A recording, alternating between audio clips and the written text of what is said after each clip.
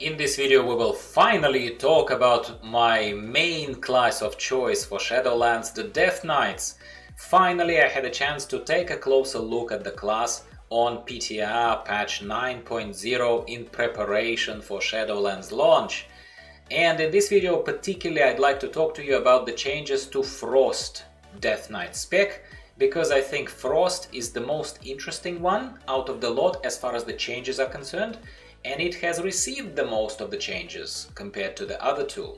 So let's talk about it.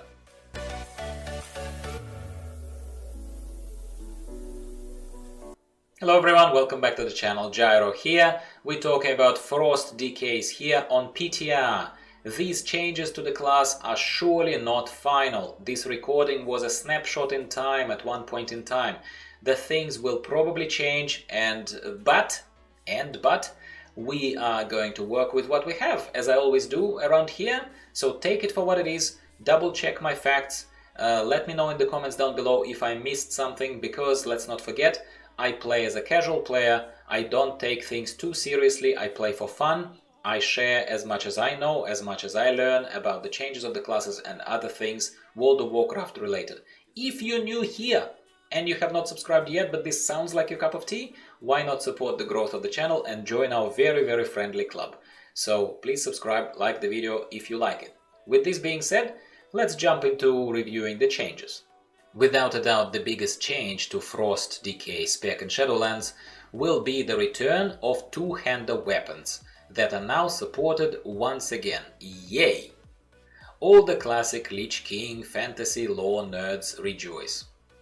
As even though I don't have Frost as one of the top DPS specs of choice for Shadowlands, and I'm not a lore nerd myself, I have only high-level interest in the story, I suppose, and I never find myself too engrossed in it. But I personally welcome this two-hander gameplay return. I welcome this change as it simply means more gameplay and spec feel variety, which I think is always a great thing, without any exceptions, at least in my book. As with all the other specs revamped for Shadowlands, we see a bunch of class abilities making a return, which yet again highlights for me personally just how much stuff was trimmed from the different specs, including Frost Death Knights, that we played over the years.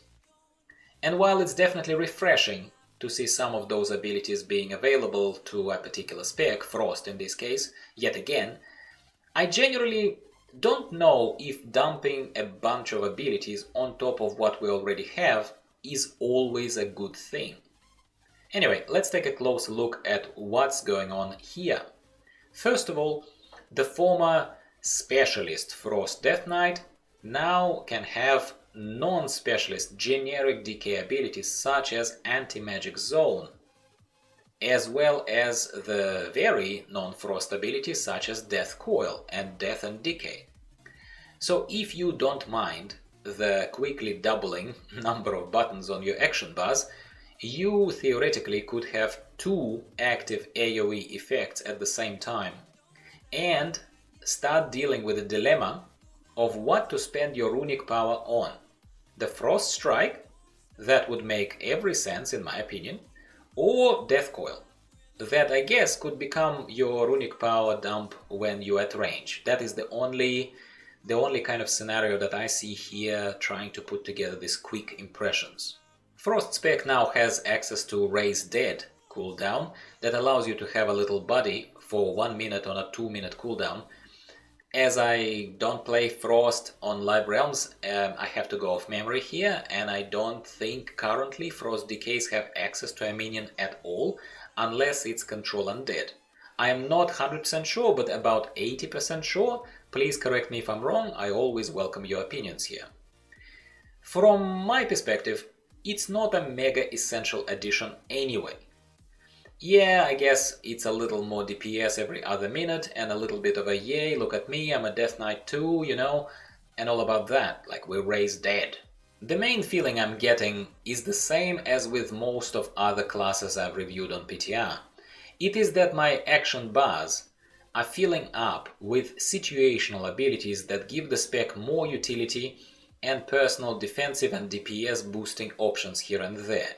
But in the case of decays and in the case of frost, as I just explained with practical examples of being confused what to use, frost strike or death coil, or having to use or considering to use two AoEs, the remorseless winter and the death and decay, I think we are now looking not just as a welcome return of some abilities, but at the bloat.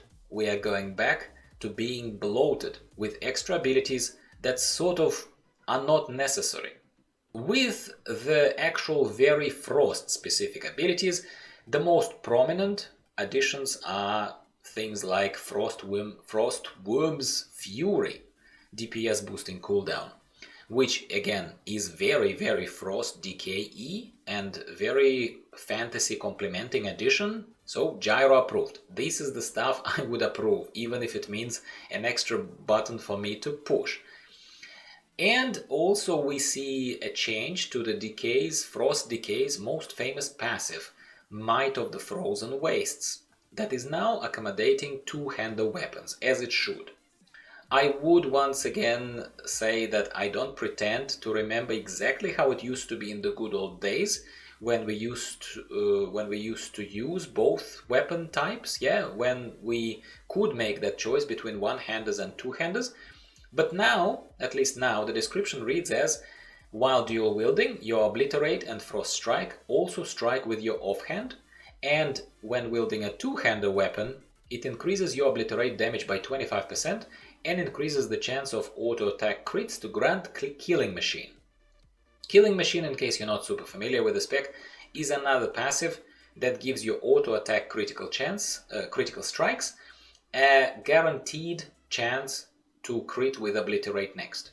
So it's very handy. It all very nicely synergizes with each other. From the Frost Talents perspective, I didn't see anything too amazing or exciting, or even any explicit changes altogether. I have to admit that, and I have to be honest with you. I won't bet any money on something subtle not changing there. Maybe it did. But because this is yet another casual overview of the changes from my perspective, I didn't see personally any changes that would be impactful enough for me. I don't think that talents have changed. Tell me if I'm wrong. And before you, my pro-Frost Death Knight people, ask me why didn't I pick Frost Sigh, Asphyxiate, Horn of Winter, Wraithwalk or Glacial Advance. I'll tell you that it's because I'm already drowning in buttons added to the spec, my people. Do you think I need more? Now, to the quick test run through a Horrific Vision that I've used yet again as a relatively comparable test of power and, kind of a stage that I can apply to all of the specs and something that I'm very familiar with.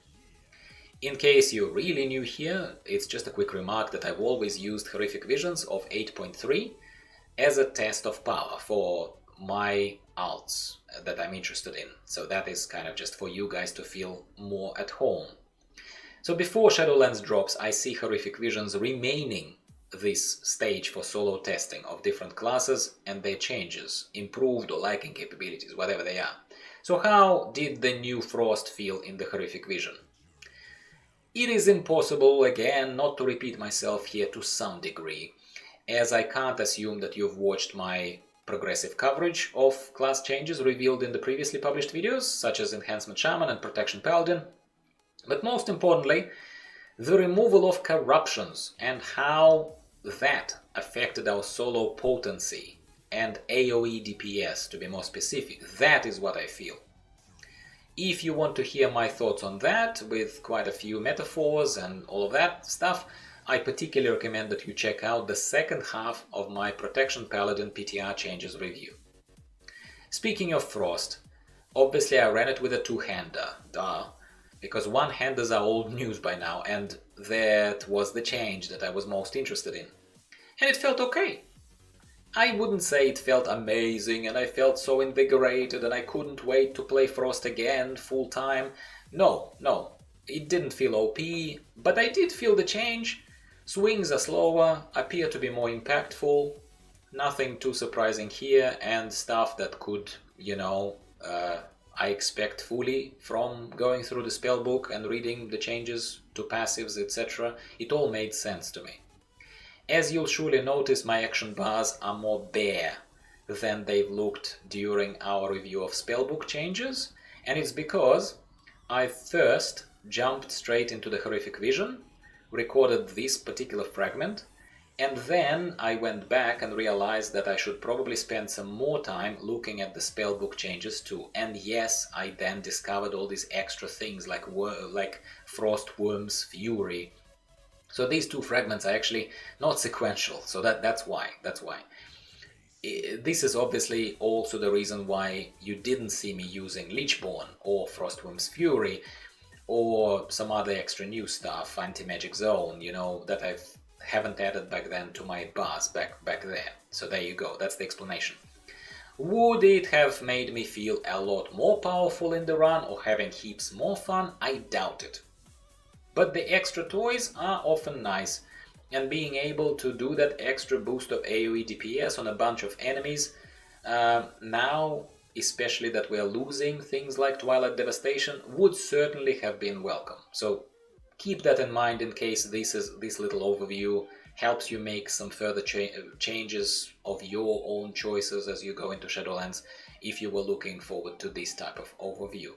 So my closing thoughts on the Frost Spec revamp. It's okay. I am not offended by it. I am not completely over the moon about it either. Will I play Frost in Shadowlands? Absolutely. I absolutely will play Frost in Shadowlands, not as an exclusive spec, but among the specs that I will use on one of my alts. And if you're one of the regulars, you would know that me being an altaholic, having a lot of alts, right? I choose to, and I often don't switch specs on the same character. I have so many characters and I have fun developing them, I have fun creating them in their own unique way, that I might have 2 decays or 3 even decays, and one of them will be Blood, one of them will be full-time Unholy, and one of them will be full-time Frost. It's very, very possible that that's exactly how the cookie will crumble in Shadowlands for me. We will see. It's all about having fun, right? As I said many times, and I'll keep repeating it, because community is important to me. It is. I welcome your feedback. Tell me what I missed. Tell me if you are more inspired about Frost changes. Tell me if you are completely underwhelmed by Frost changes. Are you going to be playing Frost in Shadowlands, or are you going to be playing something else? If you're new here, subscribe to help me grow this channel and grow this little club, because the more of us here, the more debate, the more discussion in the comments down below, the merrier. Yes, and that's where I'm going to stop rambling and let you have a lovely rest of your day, have a coffee, and, think about our little discussion. Hopefully it was a little bit thought-provoking, and I'll be speaking with you very soon in a couple of days' time. See you later.